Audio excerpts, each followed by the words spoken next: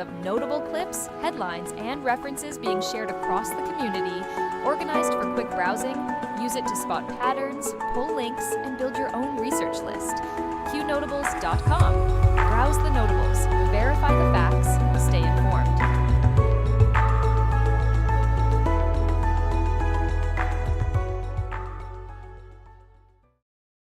All reports can be found on Q Research or Qnotables.com. Notables do not equal endorsements. We are researchers who deal in open source information, reasoned argument, and dank memes.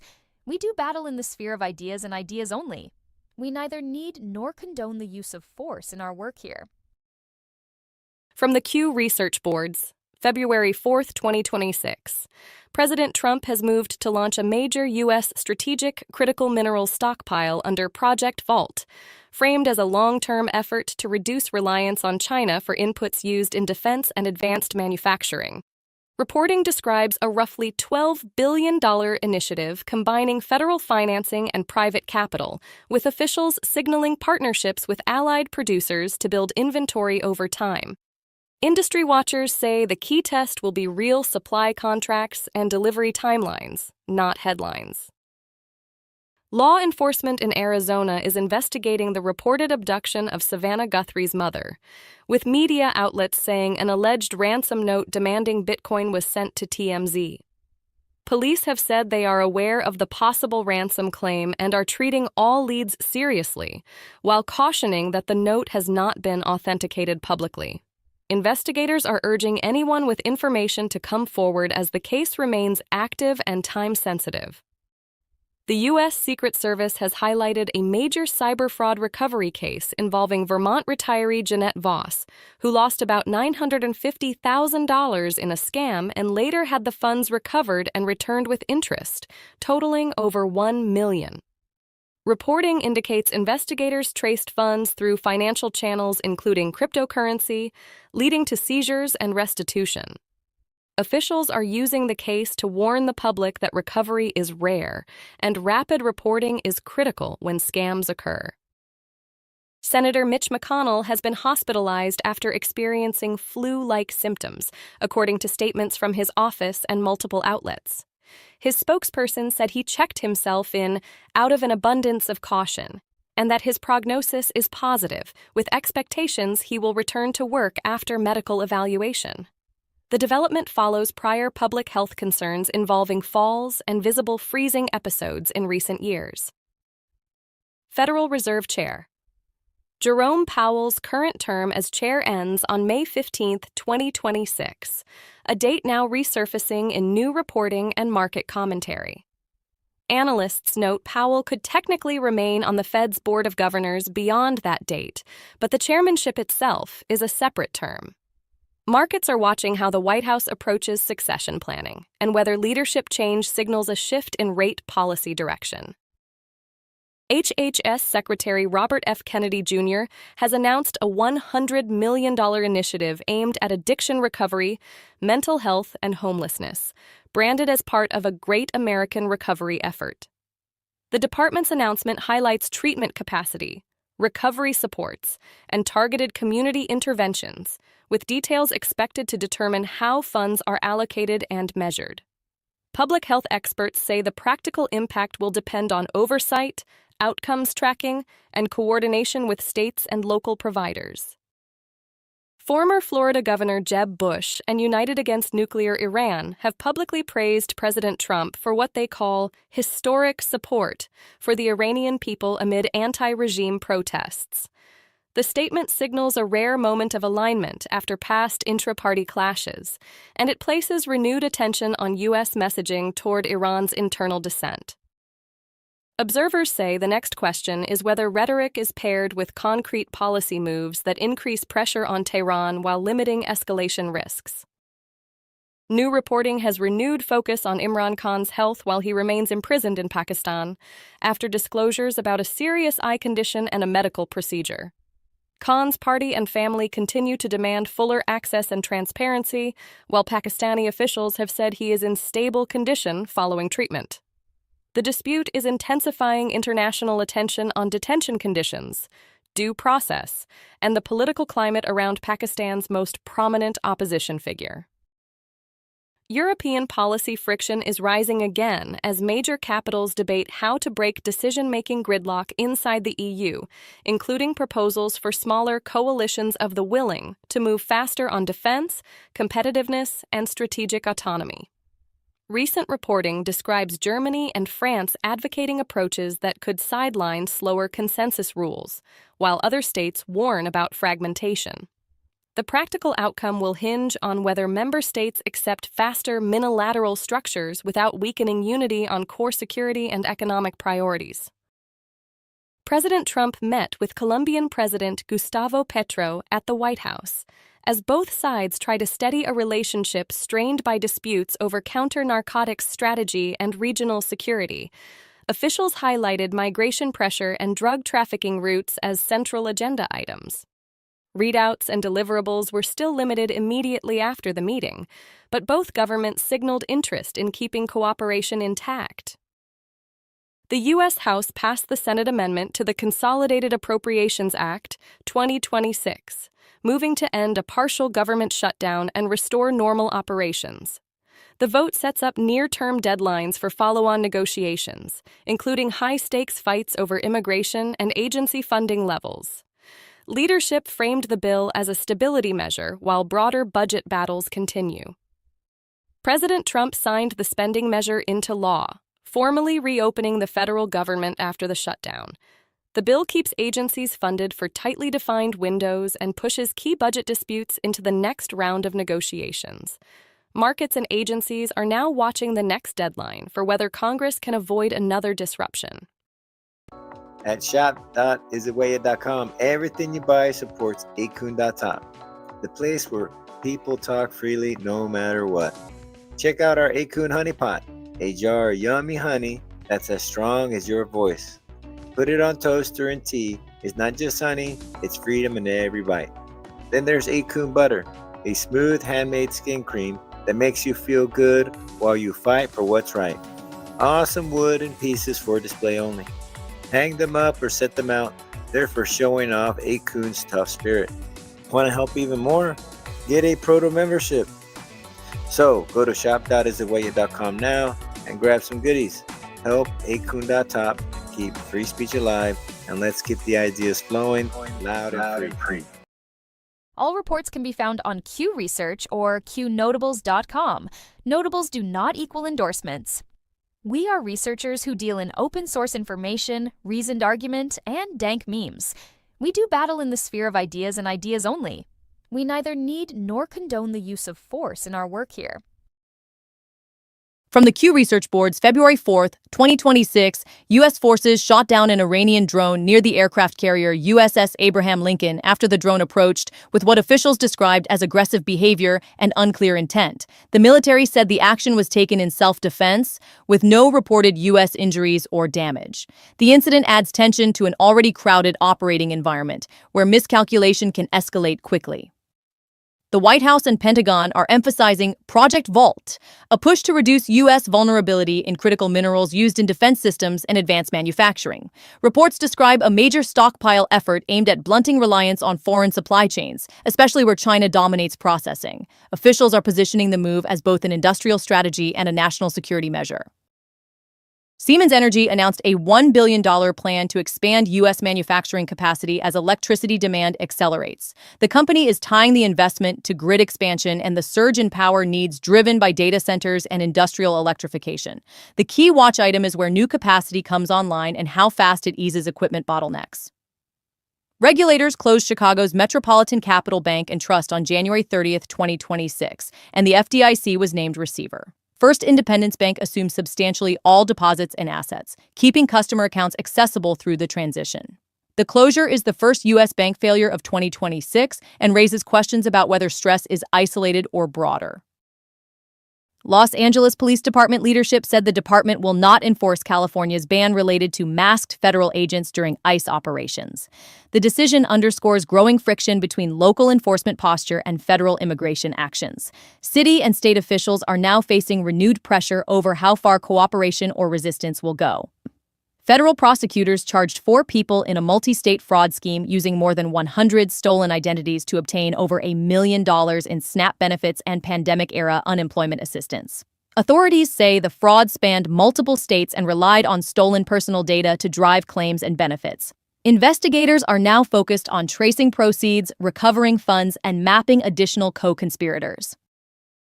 A Daily Caller reporter said he was assaulted while covering an anti-ICE blockade in Minneapolis, with the incident captured and discussed publicly afterward. Police say they are reviewing the situation as an investigation continues. Georgia lawmakers released recommendations that include expanding the use of hand-marked paper ballots and related verification procedures ahead of future elections. Supporters argue it improves auditability and public confidence. Any statewide shift still depends on legislation, funding, and workable implementation plans. The Defense Department announced vendors are invited to compete in Phase 1 of a drone dominance program focused on rapidly scaling low-cost unmanned systems. The concept is to move faster than traditional acquisition by using competitive phases and production targets. The strategic aim is stockpile depth and industrial capacity before a major contingency forces emergency procurement. A New York jury awarded $2 million to detransitioner Chloe Cole in what is being described as a first-of-its-kind malpractice verdict tied to treatment decisions made while she was a minor.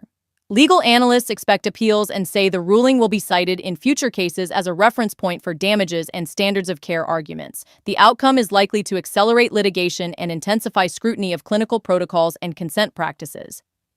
U.S.-backed investment funds agreed to buy a 40% stake in Glencore's Democratic Republic of Congo mining operations, highlighting rising competition for critical minerals. The deal reflects strategic pressure to secure supply chains for technology and defense manufacturing. Investors will be watching regulatory approvals, security conditions, and how profits are structured in a high-risk jurisdiction.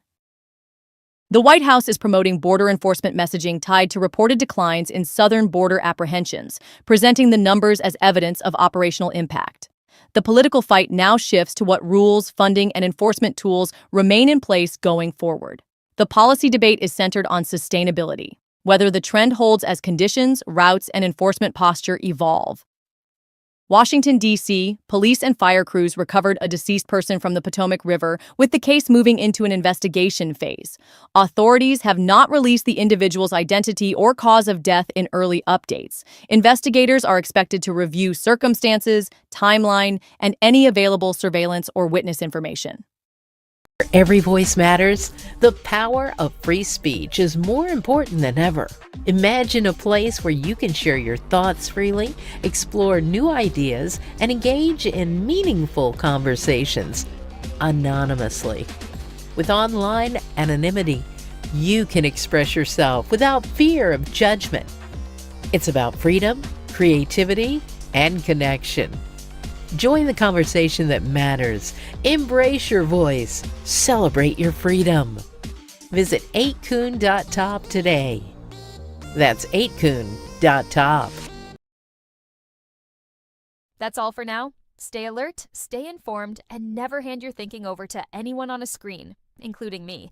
God bless you, God bless our troops, and God bless the United States of America. See you soon.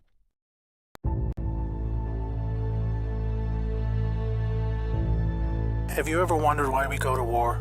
Or why you never seem to be able to get out of debt? Why there is poverty, division, and crime? What if I told you there was a reason for it all? What if I told you it was done on purpose? What if I told you that those who were corrupting the world, poisoning our food, and igniting conflict were themselves about to be permanently eradicated from the earth? You might think that an idealistic fantasy. Well, let me tell you a story. We acknowledge there are criminals, of course. They rob your house, they steal your phone. They can murder you too if they think they can get away with it. We have all experienced criminals in one way or another. Criminals, as we know, are those who choose personal gain over the rights of others and have no regard for the law. But here's where you need to expand your thinking. Criminals can also succeed in business and politics and can be elected as our leaders. If a criminal became the president, imagine what they could achieve. They could use the full weight of their executive power to commit much larger crimes and ensure they and their friends were enriched to the fullest extent possible. A criminal president could create alliances with other criminal presidents and then collaborate on more global criminal activities. Anything goes. Drug running, human trafficking, whatever makes the big bucks. The 20th century was turbulent with war, economic disaster, famines, and displacement. We have always accepted these things as just human nature and simply the way the world works. Something inevitable and due to the weaknesses of human nature that drive us to these actions. This is where we were all tragically wrong. You are not a criminal. I'm not a criminal. So how can we just assume that it is human nature that is driving all this pain and misery? What if it wasn't human nature at all, and as a result of something more deliberate? We were taught that capitalism was the cause of a massive rich-poor divide and the reason for poverty, which in turn is the reason for war, crime, and starvation. Others were taught that communism, a system of equal wealth across all people, was really to blame for the mess. But you see, folks, it is none of these things. It is not our nature to fight and be racist. It is not in our nature to rob from others. What you must learn is that it was the criminals all along. Yes, they got power. More power than a criminal should ever have. They rose to the top of media companies that control our news and entertainment. They ascended to the top of the banking system, also to the Oval Office, to Brussels, to the Vatican, to the Crown. They crept in quietly. They became leaders of agricultural companies who have control over our food supply. Also big pharmaceutical companies, the ones we trust to help us when we're sick. Nobody stopped them, and they just recruited more criminals to help them. First, they accumulated the world's wealth. They invented a system of money called central banking, which lends money to governments with interest, placing countries into eternal debt. People's wealth got less. Their wealth got more. Much more. When a criminal is already as rich as they can get, then protecting their ill-gotten gains becomes the priority. Angry citizens tired of being poor are a major obstacle and can revolt if they suffer enough. The criminals needed to prevent this. So they diverted attention to the last remaining competitor, the people of the world. You and me. We were not happy being ruled by criminals and having to work 3 jobs just to survive. They know we won't accept it. So they use their control of the media to set black against white, woman against man, young against old, Muslim against Christian. They convinced us we were the problem so that we would fight and destroy ourselves. To get it done faster, they attacked all aspects of humanity that make us strong. Like family. Using their influence over culture, they popularized lifestyle choices that led to a surge in broken homes, lost youth, and substance abuse. I could talk all day about how else they deliberately weakened us, and it would turn your stomach. We were just trying to get on with living. So where are all the good guys? Good people just want to get married, have kids, make a living, and enjoy their liberty. Well, there were good guys. Many. One became the President of the United States in January 1961. He knew about these criminals and wanted them gone. He knew their intentions for us all, and he wanted to fight them. Sadly, he had no idea how powerful they had become. Reagan also had good intentions for the American people. He knew this criminal mafia controlled almost everything by this stage, including the powerful rogue intelligence agencies. His economic policies were promising, but the criminals needed a weak America to hold on to their power. Reagan was shown with a bullet that a growing U.S. economy and prosperous citizens were not what the criminals wanted. It was looking pretty grim for good people. Every time someone wanted to stand up and do the right thing, they got stopped. Were we ever to be freed? These criminals are also known as the deep state, or cabal, because of how they control things behind the scenes. Every president after Reagan was one of these deep state criminals, and their empire got even stronger. With each bad president came new depths America and the world would sink. The world collapsed into darkness. Do you need me to tell you how? Destroyed factories, declining job numbers, sicker people, opioids, destruction of Iraq, Syria, and Yemen with pointless war, displacement of people into Europe, ISIS, terrorism, collapsed governments, poverty, and genocide. total misery. Do you think that was inevitable? Hell no. Well, here is where things start to take a new turn. When the full picture comes to be known, it will forever be regarded as the greatest story ever told. Well, here is the top line. Some good people still held positions of power. They valued humanity and the rule of law. While the criminals discussed their game plan at the annual Bilderberg meetings, the good guys were making plans of their own. The information age was coming to change history forever. As the internet flooded into every home and appliances became smarter, and when people started carrying tracking devices, an opportunity to put an end to criminal control over the world was emerging. We became connected, trackable, and surveilled. But so did they. They became dependent, just like we did, on email, SMS, instant communication. It made crime much easier, but it also put them on a grid that, if accessed by the right people, would expose their crimes to the public and end their iron grip on us once and for all. In this new age of information, it was thought that the military should also have its own intelligence agency to focus on cybercrime and espionage. They called this the NSA, the National Security Agency. The relevance of the NSA in the story cannot be understated. Here we had every phone call, email, and text from every device stored and archived. Whether it be someone making a doctor's appointment or the deep state setting up a massive heroin purchase from the Taliban. In the right hands, it will be enough information to expose the entire sinister criminal plot to rob us blind and wipe us out. Hold that thought. Now I need to explain the plan. The good guys were devising a plan to reclaim the world from the cabal and return it to the people. It would involve alliances with multiple countries, since the criminals had global rat lines, trade, and other infrastructure in place that would need their cooperation. It came down to two choices for America. Launch a military coup to seize the government from whichever cabal puppet was in the White House at the time, or win legitimately, take control of the NSA, expose the criminals for what they are, and arrest them all. Obviously, the first option would be very troubling for the public. With people still preoccupied with cabal-engineered social issues, they would likely revolt and hurt themselves and others. No, it would have to be the latter. So they needed a candidate who could win, and who could win big. Many states like California had been so heavily inundated by criminals that even the voting machines were electronically set up to swing votes any which way. It would need to be a very decisive victory. Good patriots in the U.S. military and their global partners asked Trump to run for president so they could take back control of America legitimately without alarming the public. Trump was a good choice, obviously, because he overcame the voter fraud and won. But he was a patriot, and he was loved and admired by the public. He was not interested in joining the cabal, mainly because they hated America and he did not agree with them on that point. As soon as he showed interest in taking power, they activated their media assets to viciously turn on him. That's when we saw the sudden hatred emerge.